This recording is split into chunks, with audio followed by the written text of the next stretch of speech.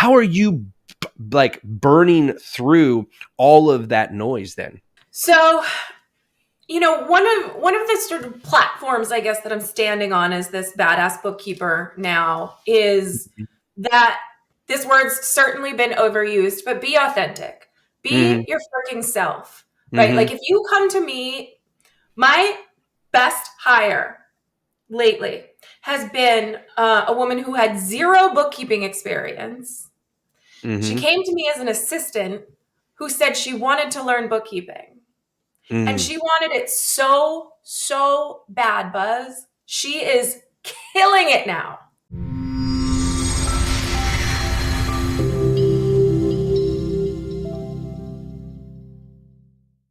Welcome to another episode of the Buzzworthy Consultant Podcast. Today, I have the pleasure of having Beth Carter, the badass bookkeeper, on our show today. Welcome to the show, Beth. How are you doing today?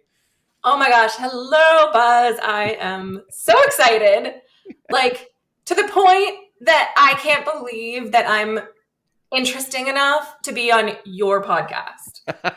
Well, I'm humbled by those kind words. But you, madame, are the badass. You own a bookkeeping company. And so tell us a little bit about your bookkeeping company. Sure. So I have what just hit 7 figures bookkeeping business. Very, very exciting. I've got staff who are all over the country. And we take care of, small to mid-sized businesses in all kinds of different industries.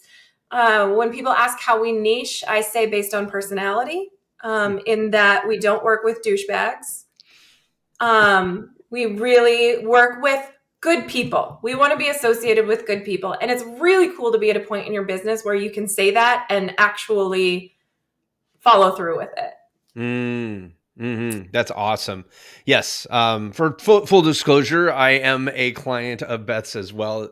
I can't remember how we got introduced originally, but we've kept in touch. You're a fan of the Rule of 26. Love it. All those types of things. And we bonded over Mike Michalowicz. Oh, for sure. That was our, like, we're connected for life. There you go. That's right. Actually, I was with Mike in Nashville for shadowing him backstage. And I mentioned you and we made a little video and he was like, basically like, Beth, you should be here. Not Buzz. You should be here. That was hilarious. He's such a good guy. I love it. Which I then, played on repeat about 8,000 times and showed everyone I know. People who are like, who is Mike Michalowicz? I'm like, it doesn't matter. You don't need to know. Like, just how cool is this? And now I will say, Buzz, he knows who I am. And yes, he does. That's awesome. Yeah, I don't know if that's because of me. I mean, because I read the initial mention of Beth Carter. I don't know. There's just been enough stalking over the years at this point. Like, oh, look at that. Beth Carter just showed up at another one of his masterminds. Oh, Beth Carter just showed up on one of his calls. There you go. That's awesome. So now he just can't stay away. There you go. That's awesome. So with this success, you're starting to branch out, as many entrepreneurs do, with this new found entrepreneurial freedom. Like you're starting to realize that financial independence, and you're getting into that entrepreneurial freedom and maybe a little bit of driving impact, which are the 3 phases of being an entrepreneur, right? We always start out like, we got to get financial independence, because that's usually why we go into business, right? We're looking for financial independence and or entrepreneurial freedom, and eventually we want to drive impact, right? And so hold on. It sounds like you're drinking the Mike Michalowicz Kool-Aid there. And talking about here we go. Now, wait a second. Now, this is Michael Buzinski's 3 phases. Mike and I just happen to have a lot of similarities, and that's probably why we get along so well. But yes, and why I love you both. Okay, sorry. Carry on. There you go. I love it. So, with that said, though, you're taking on this moniker of the badass. So, I want you get excited about this. So, I'm just going to let you kind of rant on this. Like, what does that mean when you take on that persona of badass? Okay. Well, first of all, if you're listening to this, you can't see me. I don't look like a typical bookkeeper. Like, we all know that, right? Right. Bunch of tattoos, pink hair, whatever. That's not historically what an accounting person, bookkeeper person, looks like. Mm-hmm. Also, I use a lot of bad words, like a lot. And so should we call it bad mouth or badass? No comment. No. So like, I tell it how it is, right? And I'm very extroverted, which you don't find in my field. And so that in and of itself is different, right? And I think of badass as being something that's sort of like, changing the game, right? Stepping outside of the box and being a leader, in some way, shape, or form. And over the year, like, I've always been Beth. Like, that's weird. That's always been weird. If I showed you some of my childhood pictures, you'd be like, yep, Beth's always been weird. And it's okay. Like, it's okay. I'm not following the mainstream, and it's now worked out for me. Right. Growing up, it was not a good thing. It wasn't cool to be different. No. Certainly not in the 80s, as a kid, right? No. Like, no way.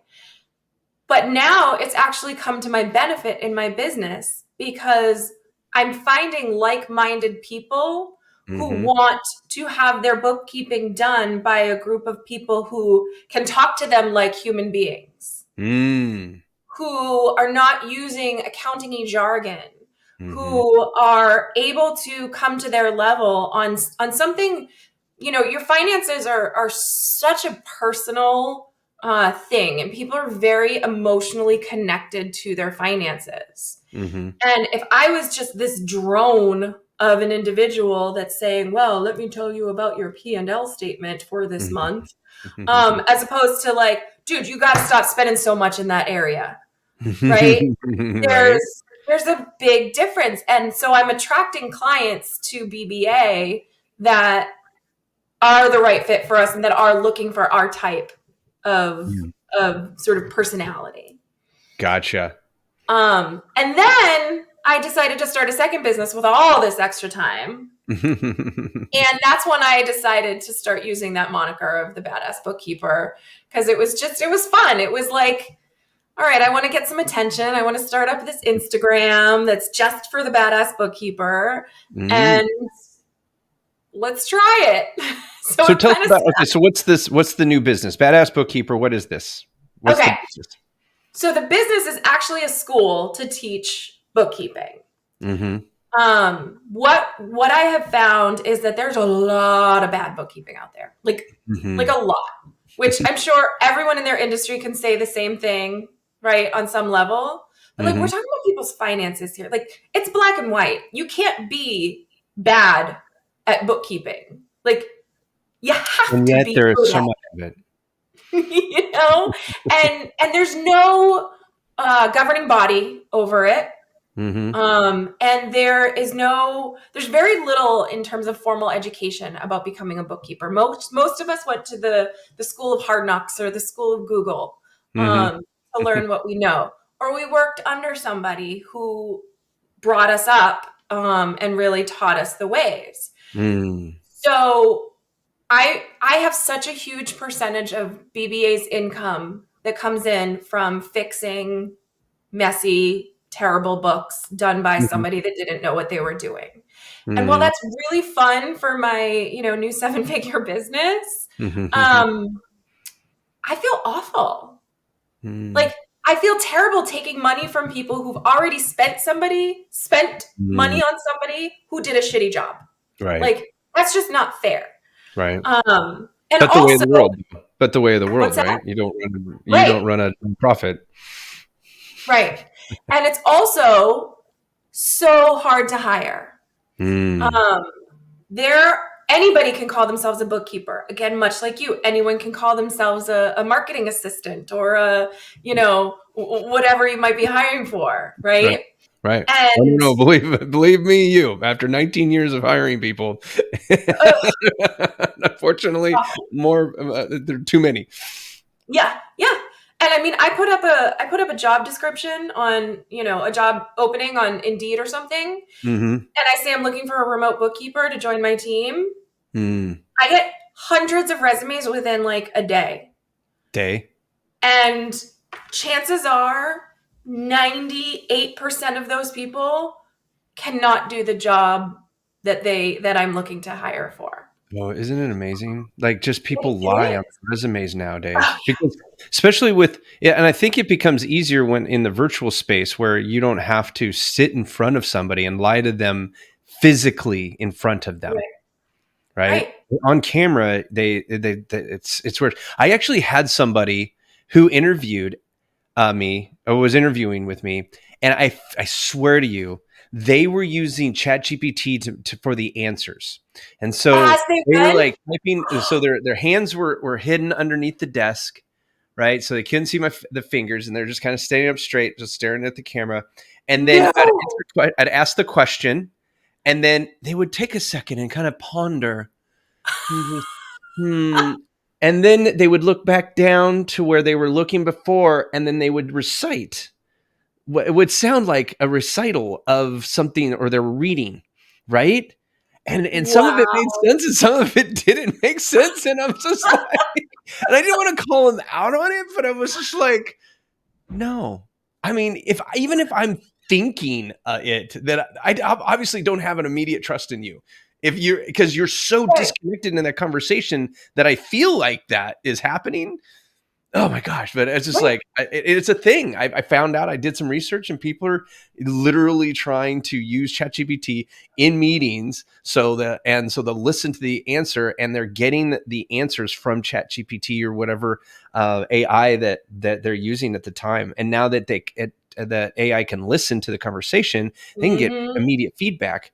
And if I'm looking, like right now, I'm using a teleprompter for those who are watching the video version. So I'm looking down the barrel of my camera, and I can have script right in front of that, to where it looks like I'm just talking while I'm reading something, right? So anybody can do it. It costs $150 to get one of those things, right?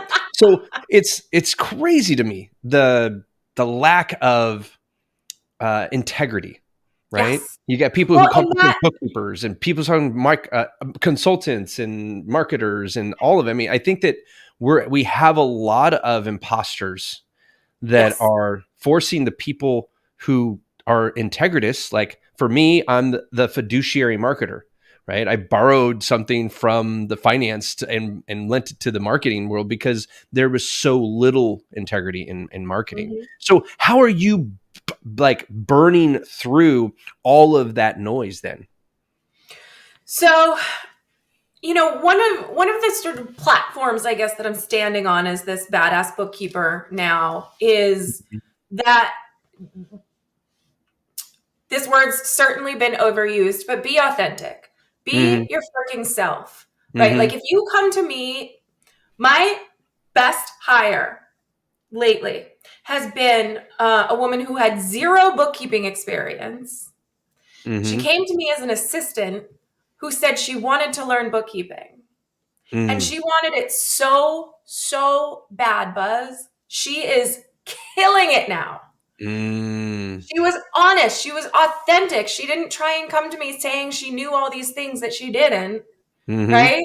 She was like, hey, look, I worked at a bank for like 10 years, And didn't learn any accounting. right?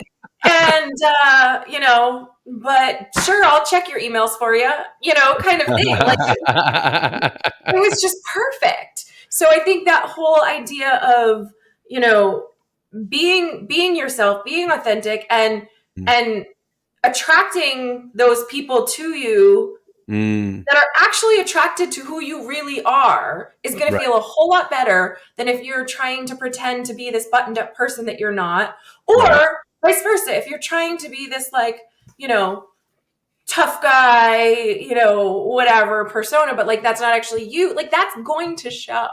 Right. It is. So interestingly, I have now converted that idea into, or the idea of being badass into my staff world, I guess. So as you know, it can be hard sometimes to keep your staff motivated. Oh yeah.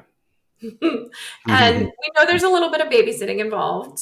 No matter how much we love them, and I hope they all listen to this podcast. I love you all. But they know sometimes they need a little boost here and there, like we all do in some way. So I have another Mike Michalowicz book, Clockwork. I have a clockwork coach, and she's walking us through clockwork.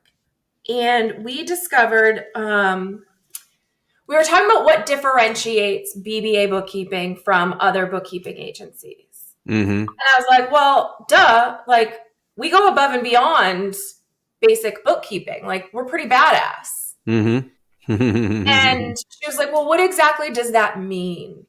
I was like, well, I mean, it just means we go above and beyond basic bookkeeping. Like, yeah. She's like, no. Like, what does that mean? Yeah, because people don't know what good bookkeeping versus bad bookkeeping looks like. That's how bad bookkeepers stay in business. Their clients don't know any better. Right. And she said, do your employees know that is what differentiates you from other bookkeeping agencies? And I was like, well, they should. It was this really like eye-opening moment of, oh my God, like I've never used these words to express to my team that I expect you to go above and beyond basic. I expect you to be exceptional. I expect you to be badass. So what I did is ended up having this incredible meeting with my staff. And we talked about what clockworking is, and we talked about the whole premise. We talked about what my differentiator is and how I talk to potential clients. Right. And I said, now, based on all that information, I want you guys to tell me what is badass. What can you do every day with your clients that is above and beyond basic bookkeeping?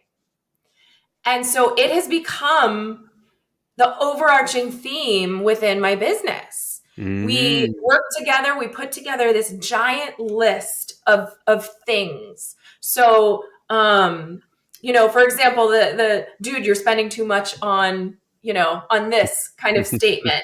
The client that I sent to you, Buzz, that was seeing no results with their marketing and spending way too much money.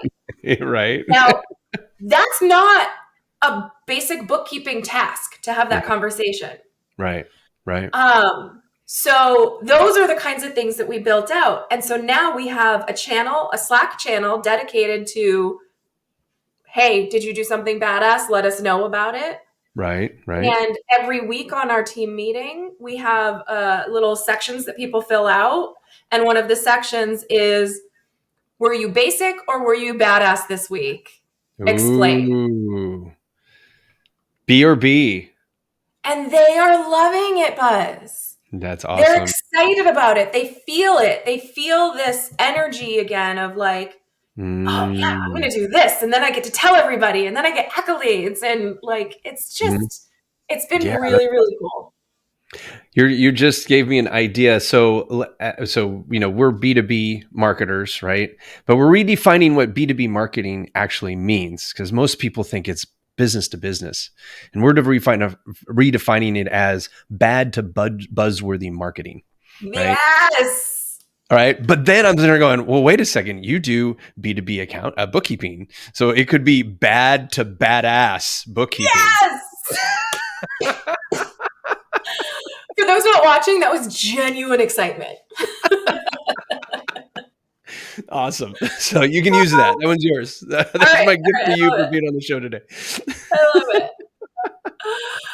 But yeah, I mean, Awesome. it's important to find your way to be different and Mhm. to, I don't know, keeping my staff happy and motivated is the Mhm. key to where I am.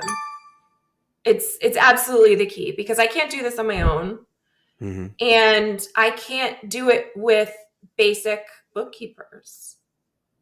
They've got to be awesome. They've got to be badass.